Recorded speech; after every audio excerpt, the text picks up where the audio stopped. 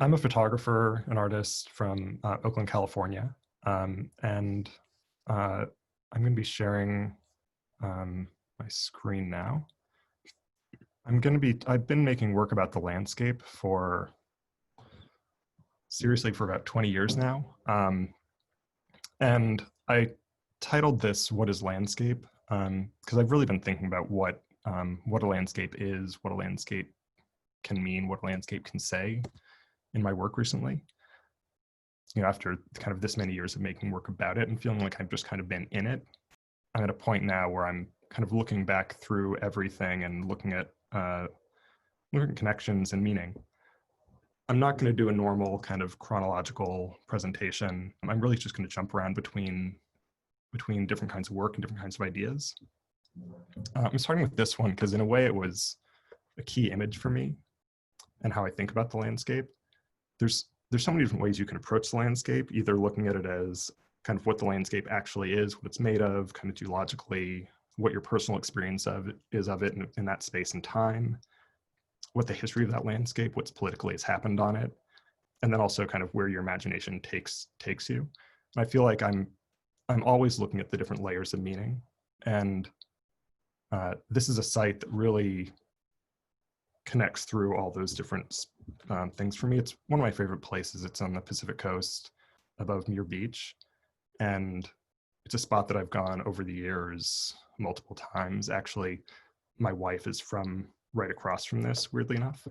This image also came out of a place that I would just go and sit, and then this moment felt like there was this creature kind of crawling out of the ocean.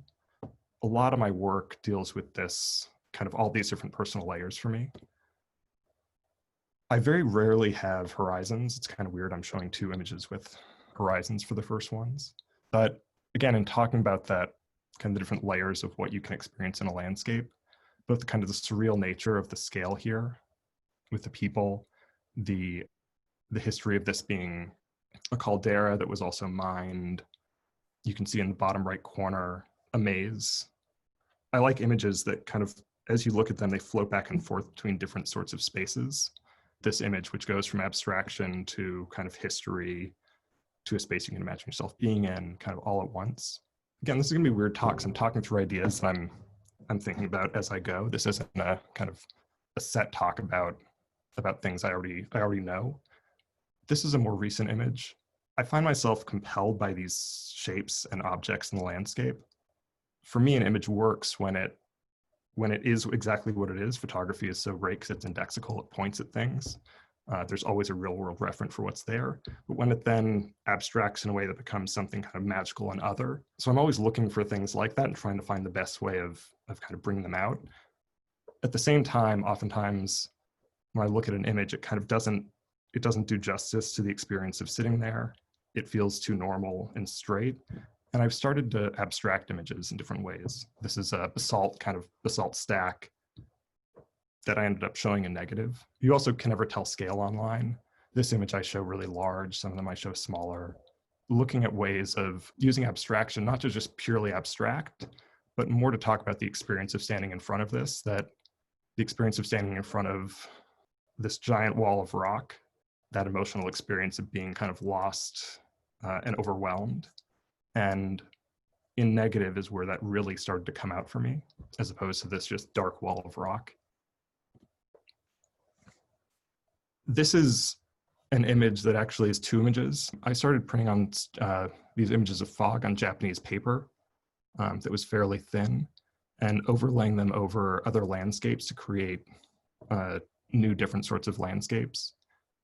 Since I'm starting to abstract images more and thinking about what's real and what isn't, how landscapes are always changing, our experience of it may not line up with someone else's standing there, I started creating these kind of fake landscapes with these hillsides, the fog, and these other images below that the Japanese paper almost as if it's disappearing into fog in the background.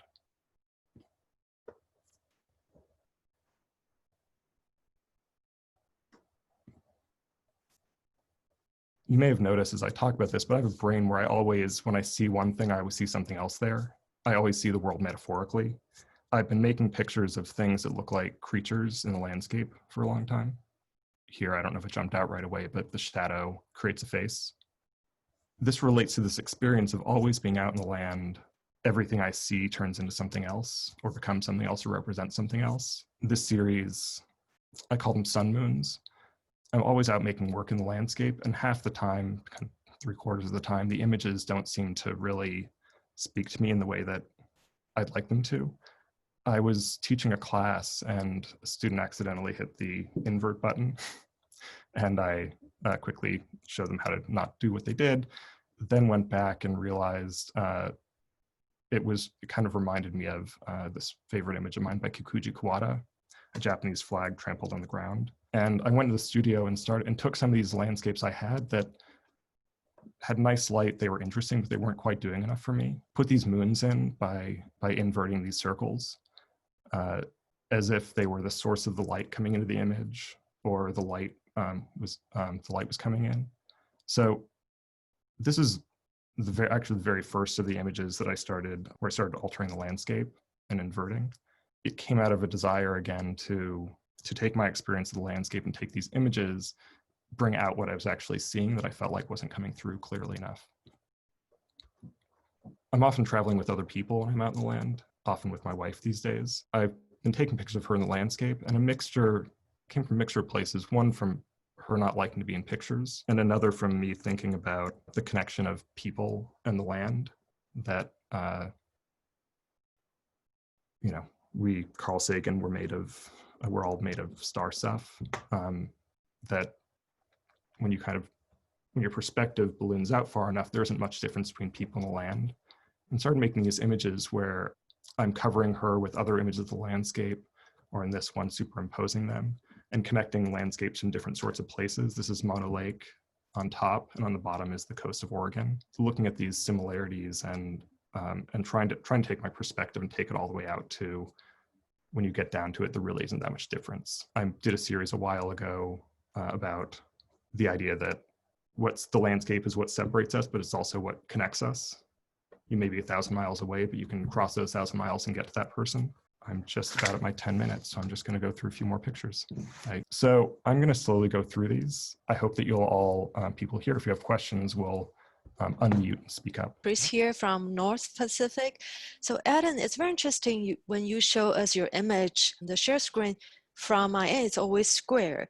Is that the particular ratio you're working with, or I'm just curious because usually photographer, and you mentioned something you work with, you don't work with the horizontal, you work with vertical. So I found that interesting because I always do the horizontal. I don't do vertical, for many reasons. One is I can add it into my video piece. So I rarely do the vertical one. I think that triggered another interesting observation. In today's world, we'll now all have our device, and people tend to just videotaping or take a picture with their phone like this way, like a vertical way. It seems now it's very common. You look at the image, it's like narrow and long. What ratio, what like you work with your image? I initially laughed because that's a technology fail. They're rectangular. They're 4x5, 8x10 aspect ratio. So that's why I was laughing. You can still experience the images, but I guess they're not quite as they were intended. As far as the shape, I talked about being interested in this kind of photographic translation of the world, that in an image like this, where this is an erasure, I'm going and I'm scratching out everything that's not those rocks.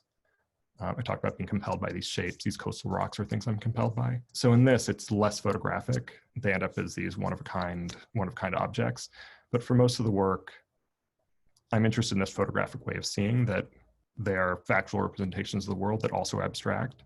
And part of that is connecting to the way we see. And we have two eyes that are next to each other. They're not vertical.